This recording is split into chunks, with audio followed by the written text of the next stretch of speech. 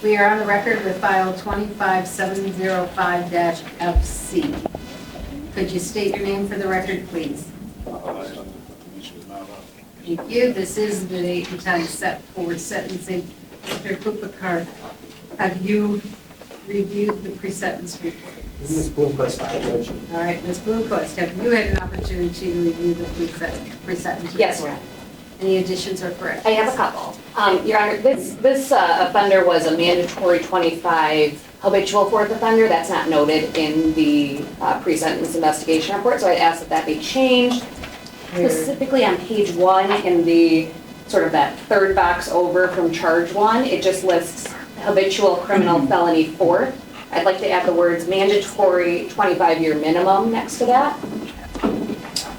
No objection, Judge. It is a 25 minimum. All right, so mandatory 25 will be added. And then additionally, the same, I'd like the same addition made. It's third page in on the document, but it's listed as page 1 under the evaluation and plan. Second line down, it says habitual fourth. I'd just also like to add mandatory 25-year minimum there. No objection. That will be added. And then, Your Honor, I do have a couple of offense variable corrections as well, if you'd like me to move to those. Let me get there. All right, go ahead. Thank you, Your Honor. OB8 is victim exploitation or captivity. I believe that should properly be scored at 15 points. As noted in the PSI, once the defendant committed the armed robbery, he forced the clerk and a customer to go into a closet, which then he attempted to lock and leave them locked in this room while he fled the scene. I think that would qualify for 15 points under OB8. Mr. Mayor. I disagree with the prosecutor. I agree with probation. It's scored at 0 on the PSIR, Judge. I don't believe aspiratation applies for the movement that the prosecutor was discussing. So I'm asking that it be scored at 0. In this situation, the defendant was committing armed robbery, and it's still continuing when he has them placed within this room and closes the door, attempts to lock that before he leaves. So OB8 will be scored at 15. Thank you, Your Honor. The next OB I believe that should be changed is OB13. I think that should properly be scored at 25 points. That's for continuing pattern of criminal behavior.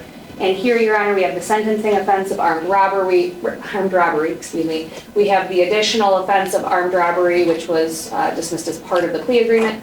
We also have uncharged assault with a dangerous weapon, as well as the uncharged unlawful imprisonment. I believe those would qualify as 3 additional crimes against a person for a scoring of 25 for OB13. For the record, I'll object, Judge, although I'm familiar with the law and will place that objection on the record. Thank you. OB13 will be scored at 25. So, Your Honor, that takes the total OB, probation has it scored at 40, but with my changes that have been adopted by the court, that puts it at 80, which would be an OB level 5. Guidelines? Guidelines would then be 225 to 750. Let those changes made. You may not agree, but the addition's correct. Correct. Once you do the additional guideline scoring, Judge, it does put it at 80 and a 5, so I understand what the prosecutor's saying in that regards, although I objected for the record. Thank you. No other additions or corrections from the people. Thank you. Mr. Merrick, have you had an opportunity to review the pre-sentence report? I have reviewed the PSI, Judge. The only change that I had is that there was an agreement for a flat 25 years in this particular matter. It's not represented on the PSIR. I'm sure the court's aware of it from their file, but I wanted to make sure it was set forth on that document. Your Honor, that is correct, although I may just quibble with the word flat. Obviously, this has to be a The term. bottom will be 25. But there was a sentencing agreement for 25 years. That is accurate. Thank you. So we will have that added to the agreement area where it says that the sentencing will not exceed the 25 years. The bottom will not exceed the 25 years. And I misspoke, Judge. I do have one non-substantive change. For some reason, it says Johnson as the attorney of record on the cover sheet. Obviously, not Brett Johnson. It's Mr. Merrick. Is it appointed? It is. Okay. No objection. Thank you. Any other additions or corrections, Mr. Merrick? None. Have you had an opportunity to review the pre-sentence report? Do you have any additions or corrections? Anything before sentencing? Yes, Your Honor, I don't have a victim here, but I do want to just note the impact that this has had on Mr. Witham, who was the clerk the night of this armed robbery. For meeting with him to prepare this case for trial, this has severely impacted his life.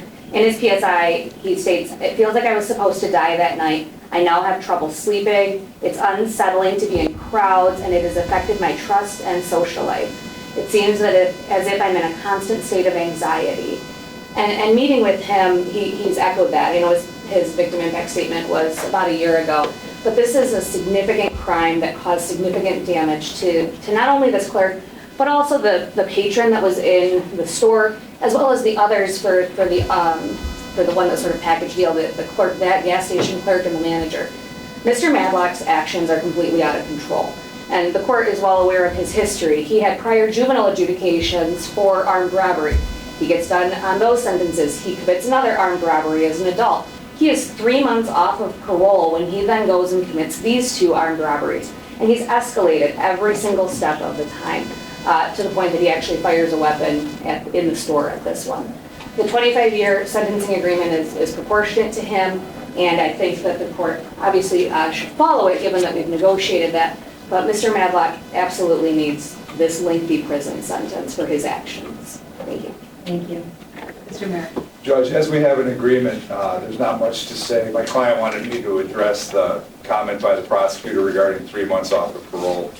He wants me to indicate to the court that it was actually 5 months off of parole. With that said, though, Judge, as we have the agreement, I have nothing further. Thank you. Anything you'd like to say? Yeah, I got a couple of things to say around it. Like I'm not wrapped like around the head and stuff like that. I've been messed up ever since I was a kid. I went to prison when I was a kid, and I got out, and then I went back. It's just the first time being there, it did something to me. I don't want to get into part of the detail because they don't really matter, but I'm not wrapped right around the head. I can't really express how I want to feel right now, but I'm not. That's why I keep going back and forth. I'm not right. I messed up in the head. I know I am. I know I got a problem. Thank you. And as you state that, this kind of has messed you up, you've got the opportunity that while you were there, to possibly seek the counseling that you need to kind of maybe, you're going to be there a long time. Seek that counseling, hopefully get your head wrapped right. There's an agreement in this case that is the bottom of this is 25, so it's the sentence of the court, 25 years to 95 years at the Michigan Department of Corrections. 494 days credit, $68 state charge, $130 crime victim fund, $450 court cost. You have the right to file an application for leave to appeal your conviction and sentence. If you are financially unable to afford an attorney, one would be appointed for you at public expense. You have 42 days from today's date to appeal. Anything for the... No, thank you, Your Honor. This sentence is reasonable and proportionate as to the sentencing guidelines and the facts and circumstances of this case. There is one other matter, Judge. My client has been inquiring about getting his phones returned so he can give them to his family in order to terminate the contracts. I was dealing with the prosecutor in order to do that. I know she has some concerns that I'm sure she can address with the court. But now that we're here at sentencing, I'm respectfully requesting an order that releases those phones to my client. Your Honor, that is accurate. We were in discussions, but I didn't, with us pending sentencing and not knowing exactly what was going to happen, I was unwilling to do it until now. I think if I could just have the understanding that the defense is willing to waive any claims that this cell phone was not preserved for future evidentiary purposes, I'd have no problem directing the police department to release it. I'm assuming the phones have been downloaded at this point, so the preservation of the evidence we don't have a problem with, but obviously we do want to get the phones back. Any objection? No, Your Honor. All right. send an order over releasing the phones and they'll be released. Very well, thank you, Judge. Thank you. You're off the record. No, so, Did I give this bill right? yeah. Okay. I'll get a bill more. I have it right here, I got a copy.